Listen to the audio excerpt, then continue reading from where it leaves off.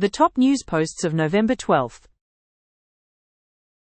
Wednesday, November 12, at 2:40 a.m. Turkey says 20 troops killed in Georgia plane crash inspections ongoing. Reuters. Good evening. We begin with a somber report out of the Caucasus. A Turkish military cargo plane has crashed in Georgia, near the Azerbaijan border.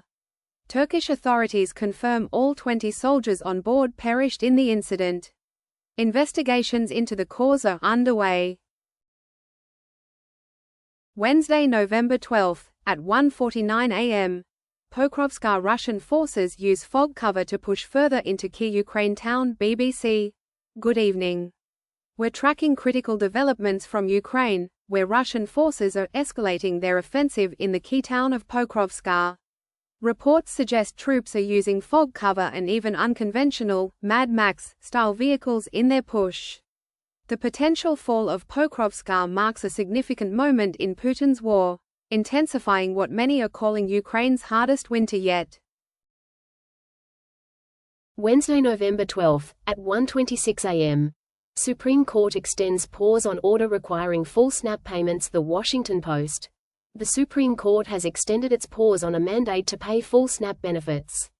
This decision keeps an estimated $4 billion in federal food aid on hold, particularly impacting November payments. The legal dispute continues, even as a federal judge recently affirmed states are not required to claw back those November SNAP funds. Tuesday, November 11, at 11:06 p.m. Newsom in the spotlight at the climate conference that Trump decided to skip. The New York Times.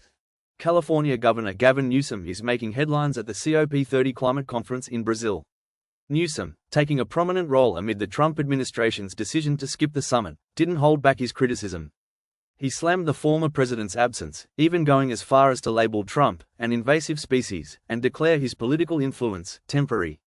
Newsom's remarks put him firmly in the spotlight on the global climate stage. Tuesday, November 11, at 11:02 p.m. Venezuelans deported from the US to El Salvador were tortured. Advocacy group alleges. Politico. Human Rights Watch and other advocacy groups are raising serious allegations about Venezuelans deported from the US to El Salvador. A new report claims over 200 Venezuelan men, sent to a notorious maximum security prison in March, were subjected to torture, beatings, and sexual assault. Some described their experience as, "You have arrived in hell." Tuesday, November 11, at 9:27 p.m. Full blackout hits the Dominican Republic as crews scramble to restore power. App News. A full blackout has hit the Dominican Republic. Power crews are scrambling to restore electricity nationwide. Tuesday, November 11, at 9:21 p.m. A severe solar storm is painting aurora borealis across the sky as far south as Florida. CNN. Good evening. A severe solar storm is illuminating skies globally with a rare aurora display.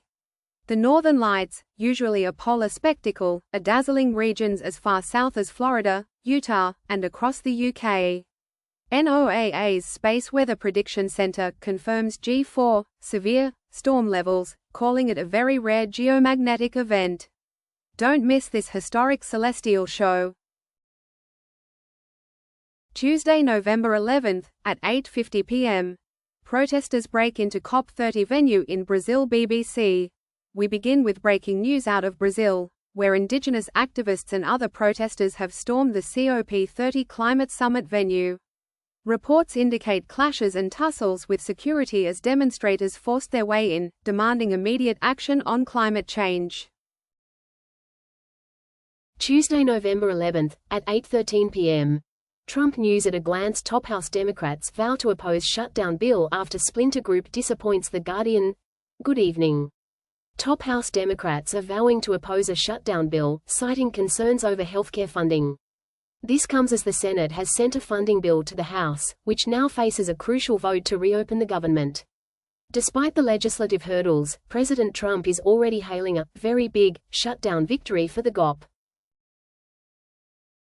Tuesday, November 11, at 7:46 p.m. Johnson to seat Grijalva 7 weeks after she was elected. The New York Times. Democrat Adelita Grijalva will finally be sworn into the House this Wednesday. Speaker Mike Johnson has scheduled the ceremony 7 weeks after Grijalva won her election. The Arizona representative-elect's arrival is expected to immediately trigger a vote on the contentious release of the Epstein files. Tuesday, November 11th, at 7:28 p.m. Why flight disruptions could linger even after the government shutdown ends. NPR. Good evening. Air travel is seeing significant disruptions. Flight cancellations are up to 6%, with FAA airport delays lingering. Experts warn these issues will likely persist even after a government reopening, with some fearing major problems could extend through Thanksgiving. One interesting side effect: private aviation has boomed during this period of uncertainty. Tuesday, November 11th, at 5:27 p.m. Corruption investigation into former Zelensky associate shakes Ukraine. ABC News.com. Ukraine is making headlines for a significant corruption crackdown. A $100 million energy graft scandal has led to charges against 7 individuals, the suspension of the justice minister, and probes targeting high-ranking officials, including a former associate of President Zelensky. This ongoing internal battle against corruption highlights Ukraine's multi-front fight for its future. Tuesday, November 11th, at 5:13 p.m. How Chuck Schumer plans to weather the storm. Politico. The government is reopened, but the shutdown fallout hits Democrats hard. Many view their strategy as collapsed or botched, with low-income Americans potentially facing the cost.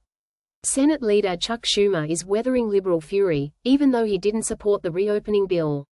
Still, some ask, could this major loss ultimately become a strategic win for Democrats? We'll follow Schumer's path. Tuesday, November 11th, at 5:04 p.m. Fast-moving atmospheric river storm could bring 4 days of rain to California. Los Angeles Times. California is bracing for a significant atmospheric river storm this week, bringing up to 4 days of heavy rain across the state. Expect the heaviest downpours in the SF Bay Area and Southern California. Authorities are warning residents in recent burn-scar areas, including the Eaton Fire region, to prepare for potential mudslides. Tuesday, November 11th, at 4:54 p.m. Federal probe targets UC Berkeley after Turning Point USA event erupts in clashes. KQ'd. Good evening. A federal investigation is now underway at UC Berkeley following violent clashes during a Turning Point USA event. The Justice Department probe comes after protests erupted, including a reported bloody brawl. Separately, 4 UC Berkeley students have been arrested on felony vandalism charges, linked to an anti-TPUSA art installation.